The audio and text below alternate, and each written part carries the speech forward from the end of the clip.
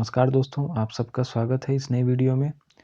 पंजाब के मुख्यमंत्री श्री चन्नी साहब अभी काफ़ी चर्चे में हैं। बिहार और यूपी वाले को नीचे दिखाकर अपशब्द कह के, हालाँकि पता नहीं कितना इससे उनको पॉलिटिकल माइलेज मिलेगा, पता नहीं। लेकिन हाँ, इतना तो कहूँगा चन्नी साहब, जो आपके प्रति जो रिस्पेक्ट था, जो इज़्ज़त था, उसमें ज़रूर कमी आई है। जो भी बिहार और यूपी के लोग हैं, उनके मन में और मेरे भी मन में आई है। जो इज़्ज़त आपके लिए था मन में, उसमें ज़रूर कमी आई है। हालाँकि अब जितना भी आप सफाई दे लें कि क्या आपका इंटेंट था, आपके बयानों को तोड़-मरोड़ के रखा जा रहा है, पेश किया जा रहा है, लेकिन जो नुकसान होना था वो हो चुका है। अब आप कितना भी डैमेज कंट्रोल कर लें, वो शायद उतना काम नहीं करेगा। तो इन सब चीज़ों से बचने की ज़रूरत है और आए दिन हम बिहार यूपी वालों को, ख़ास करके बिहारियों को, जैसे आप देख लें दक्षिण के राज्य हैं कुछ, वो कहते हैं कि बिहार जैसे गरीब राज्य कम टैक्स वसूल के भी केंद्र की तरफ से उन्हें ज़्यादा फंड मिलते हैं। कुछ ऐसे राज्य हैं जैसे हरियाणा और कुछ अन्य राज्य जो कि प्राइवेट सेक्टर्स में भी लोकल्स के लिए रिज़र्वेशन को लेकर के कानून बना चुके हैं और कई ऐसे हैं जो कानून बनाने वाले हैं। तो वहाँ पे भी देखें तो किस प्रदेश से लोग बाहर जाते हैं काम करने के लिए, जो 20,000, 15,000, 25,000, 30,000 रुपये के महीने कमाते होंगे। उनके लिए, लोकल्स के लिए वहाँ पे कानून बना के उन जॉब्स को भी रिज़र्व किया जा रहा है, प्राइवेट सेक्टर में भी। हालाँकि उस पे मतलब कोर्ट का भी केसेस चल रहा है, कॉन्स्टिट्यूशनली वैलिड होगा कि नहीं ये तो देखने वाली बात होगी। लेकिन हाँ, अभी के लिए इससे नुकसान तो हमारे बिहारी प्रवासी भाई मज़दूरों को ही झेलना पड़ रहा हो रहा है। तो आए दिन हमें मतलब ये एहसास कराया जाता है इन्फीरियर होने का, पीछे होने का। हालाँकि देखें आप बिहार को, इस शायद ही किसी मतलब बिहार के मतलब भारत के किसी प्रांत का या किसी राज्य का इतना गौरवशाली इतिहास रहा हो, इतना रिच हिस्ट्री हो। तो आज से हम लोग एक नया मतलब सीरीज़ शुरू कर रहे हैं। इस सीरीज़ के तहत मतलब अभी जैसे कोविड के केसेस भी कम हो गए हैं, तो लोग बहुत सारे ऐसे होंगे जो प्लान करते होंगे कहीं घूमने निकलने के लिए। तो मैं एक रिक्वेस्ट अपील करना चाहूँगा, जो भी ऐसा लोग प्लान कर रहे हैं कहीं घूमने जाने के लिए, ख़ास करके जो बिहारी हैं या फिर बाकी प्रदेशों के भी जो लोग हैं जो प्लानिंग कर रहे हैं टूर पे निकलने का, कहीं घूमने जाने का, तो मैं उनसे अपील करूँगा कि आप एक बार बिहार को भी एक्सप्लोर करें। और अगर आप बिहारी हैं, आप किसी ज़िले से हैं, तो आप, ऐसा तो अभी बहुत सारा जगह होगा, मैं मानता हूँ कि आप जहाँ आप नहीं एक्सप्लोर किए होंगे, नहीं घूमे होंगे बिहार में ही रहते हुए। शायद वो जानकारी के अभाव में भी हो सकता है, या फिर होता है कि अपने चीज़ उतने मतलब उत्सुकता या फिर उतना अट्रैक्शन नहीं ला पाता है।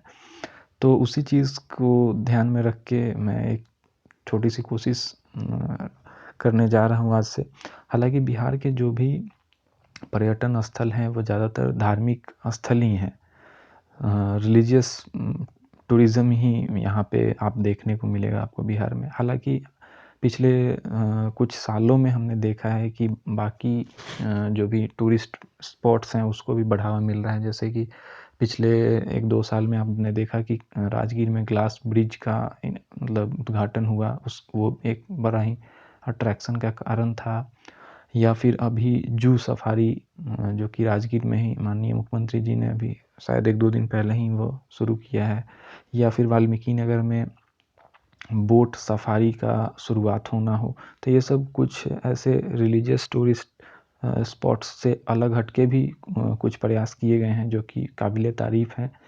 तो उन्हीं को मैं मतलब अलग-अलग सर्किट वाइज़ में वीडियो बनाऊँगा। Buddha circuit, Sufi circuit, Ramayana circuit, Jain circuit, इस तरीके से सर्किट वाइज़। बट ये बेसिकली वीडियो एक ब्रॉडर मतलब कॉन्टेक्स्ट में है।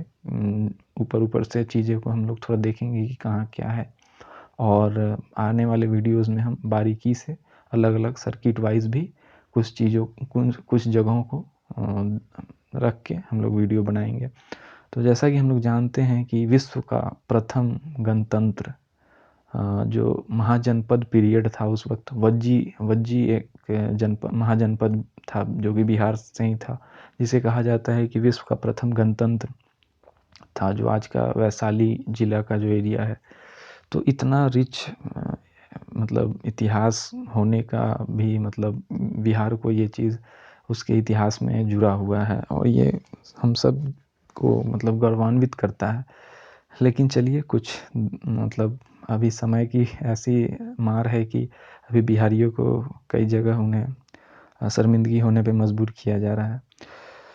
तो हम लोग इसी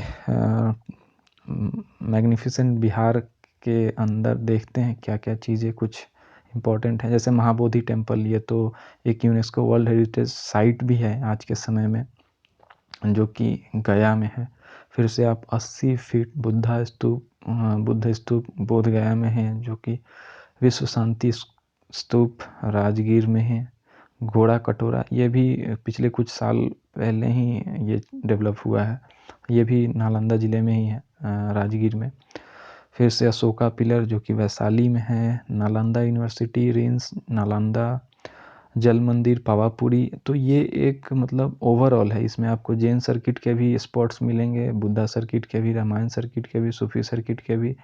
और आने वाले वीडियोस में हम लोग सर्किट वाइज अलग अलग बारीकी से अलग अलग स्पॉट्स को देखेंगे। अभी बस हम लोग नाम से देख लेते हैं क्या क्या है। लच्छौर जैन मंदिर जमुई, कुंडलपुर जैन मंदिर नालंदा, मंडार हिल बांका, ये बहुत इम्पोर्टेंट स्पॉट है, टूरिस्ट स्पॉट। मनेर शरीफ पटना, शेरशाह टॉम्ब सासाराम, ये सब हमने इतिहास में पढ़ा है शेरशाह का, कि किस तरीके से लगाव रहा था, क्या इतिहास रहा था उनका, कैसे वो जुड़े थे बिहार से। तख्त श्री हरमंदिर जी साहिब पटना साहिब, गुरु का बाग पटना, वाल्मीकि नगर टाइगर रिजर्व वाल्मीकि नगर।